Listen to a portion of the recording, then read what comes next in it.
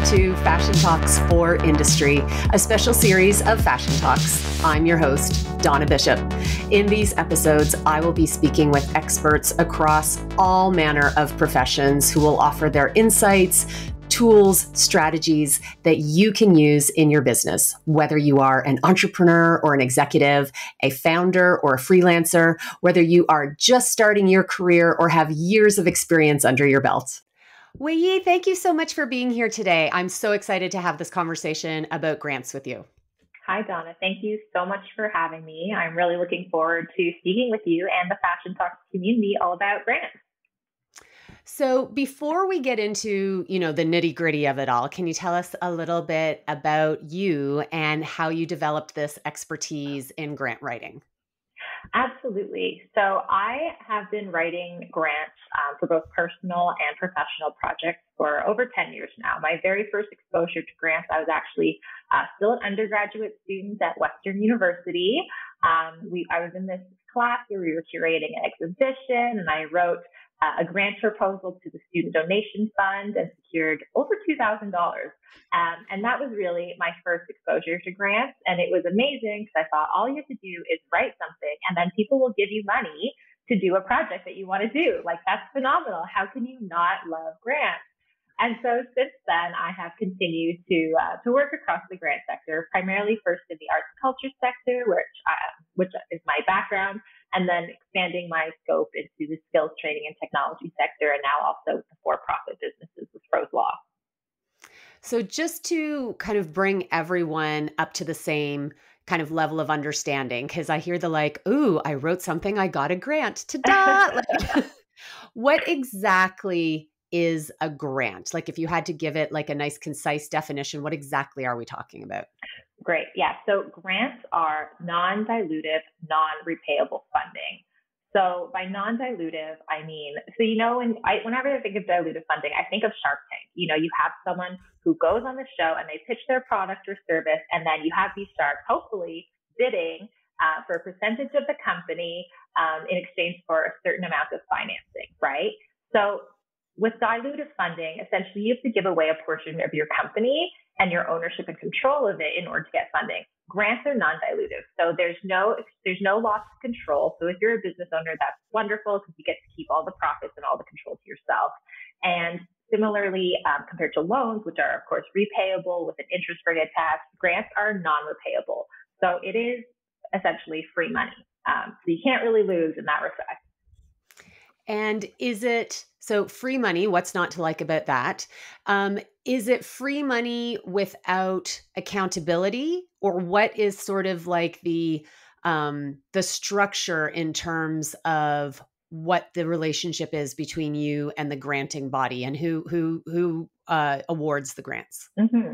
Yeah, so there are different levels of government award grants. So we have grants directly from the federal government.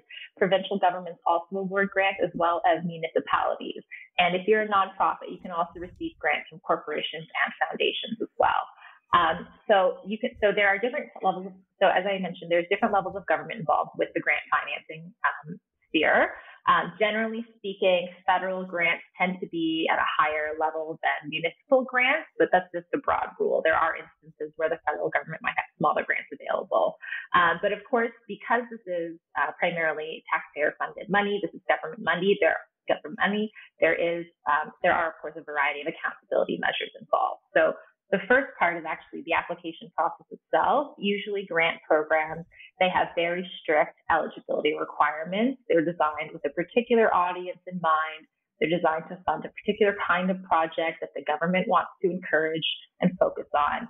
And so the eligibility criteria and the application process itself is quite rigid. You have to show why you're the best person to do it, that you're capable of doing it, that you understand and you're able to abide by all of the accountability principles. And then when you actually get the grant and after you receive the funding, there are also further accountability measures involved. So there might be financial reporting involved. There might be activity reports. If it's a government grant, you have to keep track of all of your receipts and payments and everything like that, because you might be subject to an audit for about 7 years, like anytime up to 7 years after the grant ends. That standard auditing period. So yes, while it is free money, of course, there are strings attached because the government wants to make sure that, they're not just in the business of giving out money, they're in the business of making sure that that money is used effectively and for the purpose for which it was awarded. And we're in Canada. We're talking about the Canadian government involvement in terms of granting, just so for our friends who are listening from other places around the world. There is a perception, I think, Weiyi, it's something that I have heard a lot, that the fashion industry is ineligible for granting. Is that true or false? It is not true. It is false. So the important thing to remember about grants is that grants are really designed to fund projects, not general organizational, operational costs associated with your business. So just like any other business, fashion is also a business, right? You have to hire, you have marketing costs, you have inventory, you have technology costs. There are all these different elements that go into running a successful business. And so the fashion industry is not exempt from accessing those grants that are specifically designed to support those initiatives. So let's kind of go through a bit of a case study between the two of us. Like, let's say I run a fashion business, and as you're saying, like, that business could be anything. It could be I could be a designer, I could be I could be a retailer, I could be a marketing organization. That is less important, what I hear you saying, than what the actual project is that I am hoping to get granting money for. So could you give kind of a bit of an example? So it's not like I can say, oh, I need a grant to fund, 6 months of my business, but I might be able to access a grant to hire someone who has an expertise in online marketing. Is that sort of a good distinction? Yes, exactly. So say, for example, you are a fashion designer, you have a successful operation here in Canada, but you want to tap into the US market. The US market is gigantic. There's a lot of retailers there. It's really going to take your company to the next stage. You can, to fund that expansion project, you can actually secure funding from the government for export financing. So that funding will help you attend trade shows in the United States. It will help you build up your marketing and online presence in the United States. You can connect with potential retailers and distributors in the United States. So you can use that money for all of those activities involved with launching and expanding your business in the United States or whatever other country that you might be interested in expanding into. So in that case, the grant, it's again, not just funding your general operations. You can allocate that funding to running your website here in Canada, but you could use it towards travel for staff to go to the US, to build those connections, to expand the marketing, and to connect with those distributors and resellers. And in your experience, what comes first? The strategy to do something, and then you seek out the granting funding to see if there's something available? Or do you say, oh, look, I see that there's grant money for this kind of project. Is that something that I could incorporate into my business model? Mm-hmm.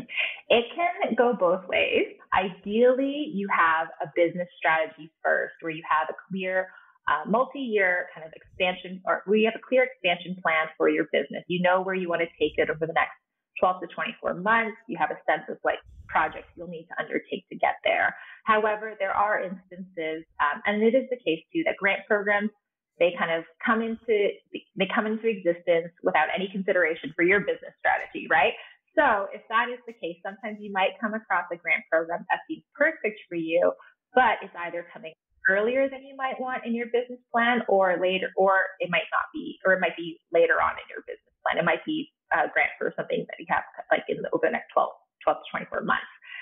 In that case, working with a grant consultant to talk to the program officers involved to figure out exactly what those parameters are for that project and for that program can be an incredibly useful way to maximize your chances of getting a grant and for securing that funding. So yeah, it can be a bit of a dialogue. It can be a bit of a back and forth overall. Generally speaking, however, I would very much caution against simply chasing money for the sake of it. So if you see so right now, for example, the federal government, they're investing a lot into sustainability initiatives. There's a ton of grants and a ton of money available to help manufacturers and producers kind of green and kind of green their industries and adopt new sustainable technologies. If that's not in your business plan, if you have no intention of doing that, do not chase the money for the sake of it. Do not kick off a project just for the sake of it, right? It's going to be a lot more work, a huge headache, and does not really conducive to your overall business plan. So it doesn't make sense to simply chase money just because it's there. It has to work within your business as well. And are the grants available across all sizes of businesses? Like, I don't need to be, quite big. I could be a startup. Like, are there any limitations in terms of the size or the scalability of the business that might be eligible, that might have a project that is eligible for granting? Mm-hmm. Yeah, that's a great question. It really depends on the specific grant program. There are some grant programs that are specifically targeted for small and medium-sized enterprises. But the government's definition of small and medium-sized enterprise is something that is an organization that has fewer than 500 employees. And in other instances, there might be grants that are really for more like kind of industrial manufacturing, really large-scale businesses. So it does depend on the program itself. It can be a little tricky understanding all those eligibility criteria and what they mean, which is why working with a professional who is well versed in the nitty gritty of government grant funding, who kind of understands those timelines, who understands those where to look and what kind of programs are available for your specific business, can be such a help. So what if I decided, or if I'm an organization that decided to engage in working with a granting consultant like yourself, what are some of the things that or some of the efficiencies that come from that? Because what I'm kind of inferring is that it is a huge ocean of bureaucracy, because Yes. it's government Yes. to wade through to find out where all these things are. So what are some of the expectations of working with a grant consultant, or what would it look like if I was trying to do it on my own? Yes, no, yeah, your perception is exactly accurate. It is finding grants, there isn't like a single source for every single government grant. You do really need to understand where to look, which government department is offering grants, which ones might align with your project, and then actually go through and understand the grant application process, which is always different across each program and each department. So when I'm onboarding a client, really the first step is having them fill out a questionnaire that really aims to drill down into what are your business priorities over the next 12 to 24 months, right? Like where do you see yourself taking your business? And then what kind of resources are you looking for, right? So if you're, for example, again, if you are, a retailer and you want to test out a new material, you want to maybe do some R&D into a sustainable manufacturing process. Okay, well, that's something I have a sense of, okay, well, I know that we might be able to look at ISET or a specific department within the federal government that's really focused on materials development, that's really focused on that research and R&D grant making process. If your focus is on, again, exporting, we might look at CanExport instead, or any number of provincial and municipal granting opportunities that also support those initiatives. So the first step for me is really just understanding what are your business priorities, what is your existing financing strategy, where else are you getting capital inflows, et cetera. And then through that, I'll be able to tailor my search for grants to target specifically the industries and sectors and departments that I know to be active and to issue grant programs for those specific projects. So yeah, it is a bit of an ocean when it comes to searching for grant opportunities, but that's one of the benefits of working with a consultant. They can really cut down that legwork for you. And by reviewing the eligibility criteria, they can present only those opportunities that really make sense for your business. And if I was someone who decided to try and forge it along on my own, Mm-hmm. and we'll put some of these links in the show notes, are there places where you would say, like, here are 3 places to start your search for granting? Because it sounds like that strategic conversation that you would have with your client is important, even if I am a business owner who decides to, try and go it alone. Mm-hmm. That's important thinking and clarity to have regardless. So once Yes. I've kind of done that, where do I go to start looking for grants? There are a number of databases available. Different companies have put together different databases. Usually you do have to pay for subscription, whether that's monthly or annually or whatever it happens to be. And then actually using those databases can also be a bit tricky as well. You have to understand kind of which keywords to look for, which kind of eligibility criteria you might fit in within the grant making scheme. But yeah, so I would say there are definitely a number of databases available that a business owner could consult to as a first stage in understanding where you might be able to find some grants. Additionally, we on the Froze Law team, we also send out regular newsletters with weekly newsletters with new government grant opportunities available, as well as on our blog. We post resources, to kind of aim to help business owners understand the grant making process and understand what kind of grants are available, what that application process looks like. So those are also really excellent resources for the business owner who's looking to involve grant financing within their overall financing strategy. You said two things there that I want to get a bit more clarity on. The first is, are there any, can you name any of the databases that you're like, what, it's a big one and you might need to pay, but this is a good one to sort of start with if you're interested? Yeah. So one that I like, and I use this for both my work with nonprofits as well as for-profits, is called Grant Connect. So it's primarily designed for charities. However, there's a lot of foundations and corporations that issue grants to charities that are obviously for-profit companies are not eligible for. There are also other resources available. You can just Google search Grant Opportunities Ontario, and there are so many websites that will have just tables and tables of grant opportunities available. But whether or not they are the right fit for you and whether or not they're actually open is another question. But yeah, another one is, Pocketed. They also have a database. That one's also, again, subscription based. And again, working within the database itself, it's a learning curve. It's something that you have to kind of, spend some time with to figure out how to use. And you mentioned the importance of keywords. So could you unpack that a little bit more? Because it sounds like that's something that's kind of important in terms of finding what you need to find if you're going down the route of going through the databases. Yeah, absolutely. So, generally speaking, grants fall into a couple of different categories. So there's, hiring grants, but there's also training and professional development grants. And so understanding the differences between those different grants and what kind of projects they fund is important. So that you don't end up, chasing an opportunity that isn't really the right fit for you. Similarly, there's grants for, business expansion and export.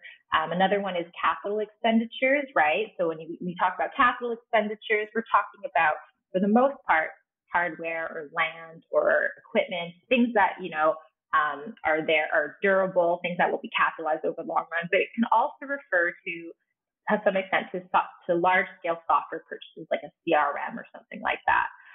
So those can also be capital. So capital expenditures is also another keyword to understand specifically how the government body is using that word.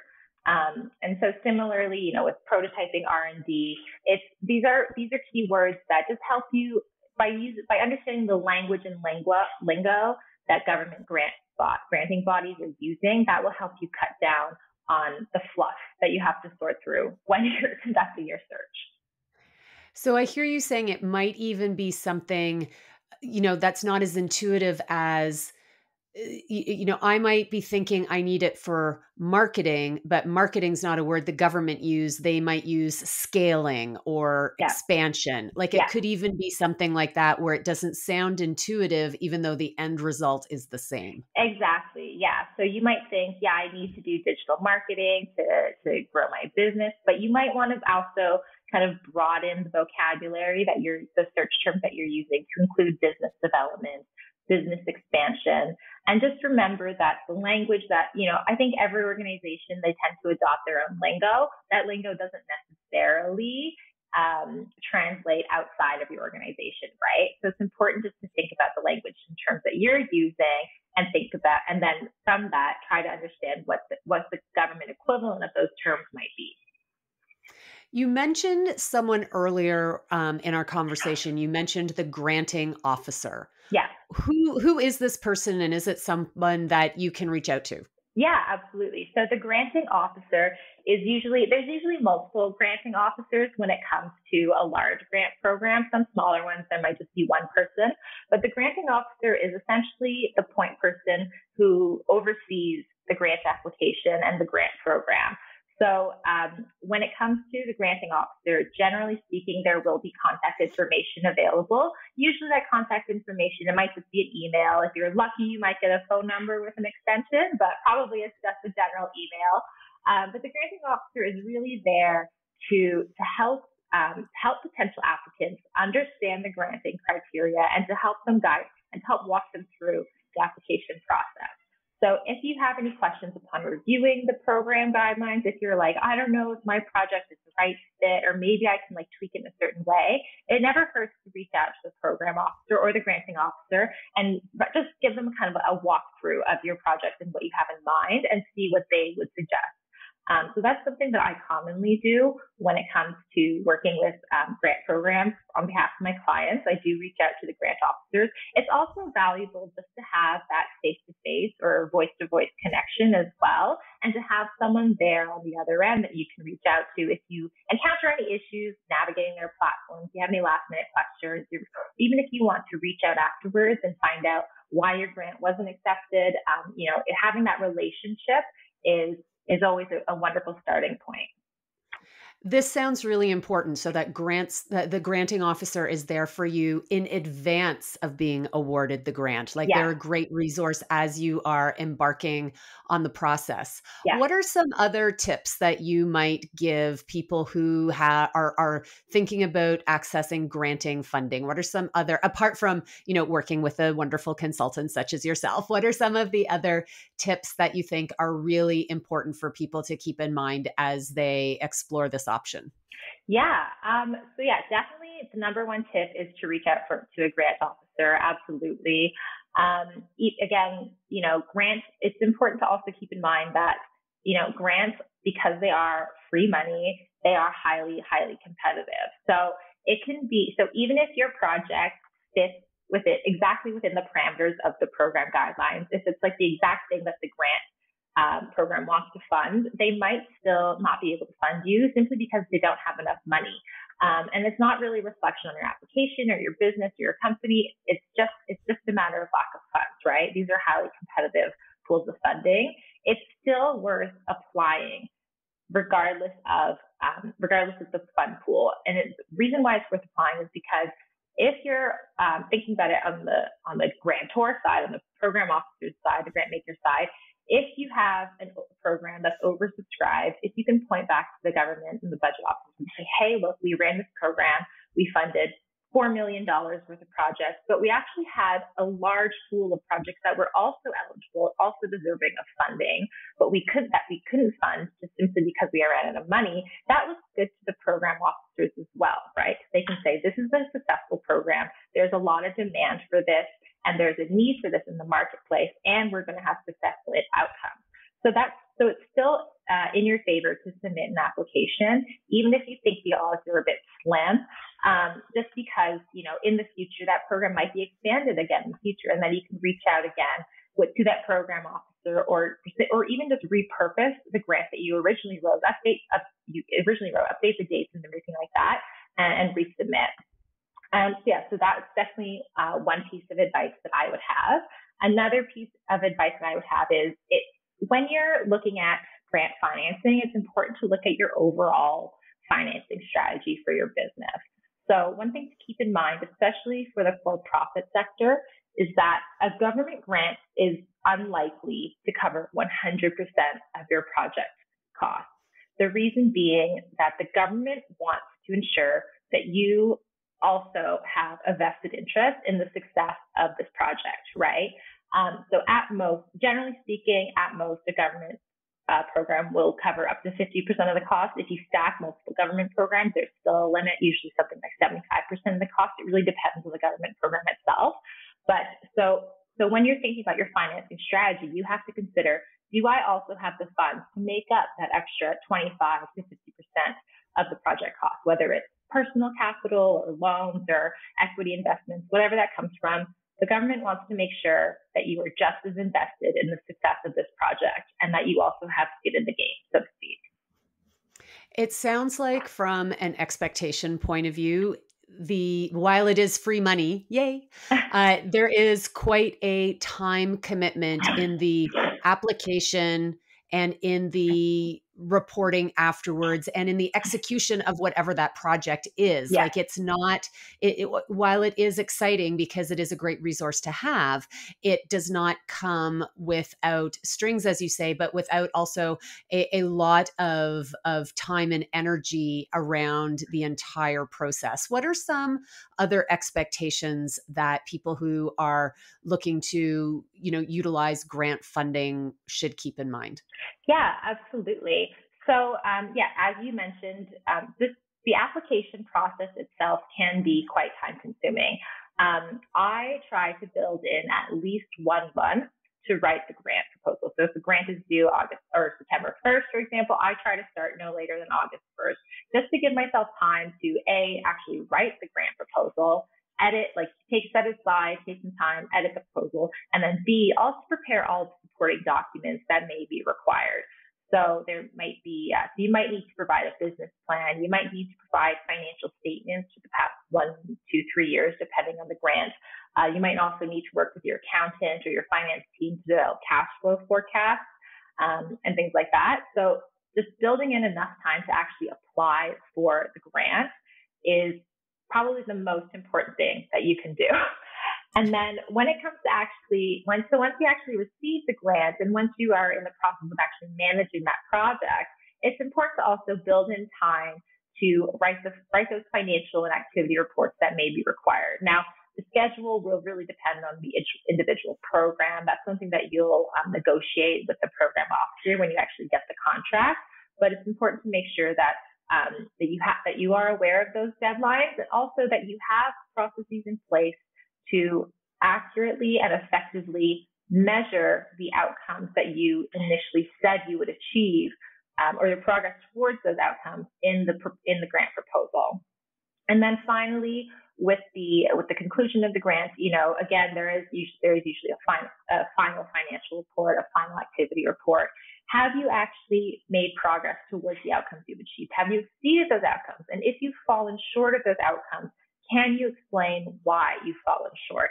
So those are all things that need to be built directly into your business process, into the actual enactment of the grant once you receive it.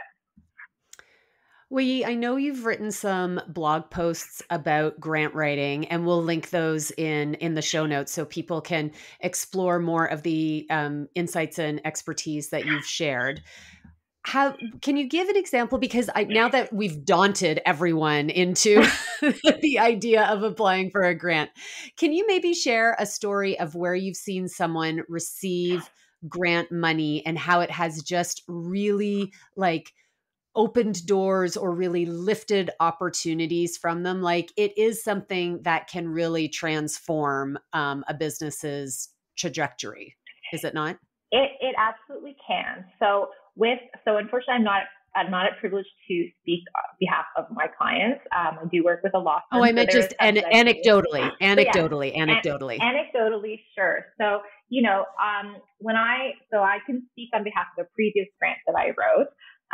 But we ended up receiving, I think it was about $3 million to expand this program on the west coast of Canada. I'm going to be vague, the west coast of Canada, that western half of the country. But yeah, so we received over $3 million to really expand the programs on the west coast of Canada. And that funding was used to launch new programs, to scale enrollment, to hire new staff, to really increase the amount of people that this program was serving across the provinces. And it had a transformational impact because also that money, because of course the organization, there are, in addition to the West Coast team, there was also the head office team that was supported by that grant as well. And so that helped kind of expand the number of projects and programs that could be delivered by the central team and built and really boosted the organization's overall profile and its overall impact. So yeah, vague terms, but yes, grant funding can really be transformational. It can really, it can also, when you get grant financing, it also opens up the realm of possibilities available from your other financing sources, right? So now instead of using that loan money or the equity money towards this project, you can redirect it to other projects that were on the back burner, but that can now be pushed forward because you have that grant financing in place. Before we wrap up, because this is so much great information, can you speak a little bit about the dynamicism of grant money? Because you mentioned that they're all government funded and governments change. Of course. So how does the shift in government impact what grants are available? Yeah, absolutely. That is a great question. Because the grants I'm working with are primarily government funded grants, the types of grants available are always a reflection of the government empowers priorities. So again, I'm speaking federally because this is a national podcast, but in the case of, the current Liberal government, one of their big priorities is encouraging more entrepreneurship among, women, BIPOC individuals, youth, persons with disabilities. They're also really focused on sustainable transformation, so green energy, and also innovation, right? Like the green innovation, new developments, new technologies. And they're also very focused on the digital adoption, helping kind of propel Canada's future in the digital economy. So a lot of the grants that are currently available are focused on those sectors, on those areas, and they're focused on projects that support that.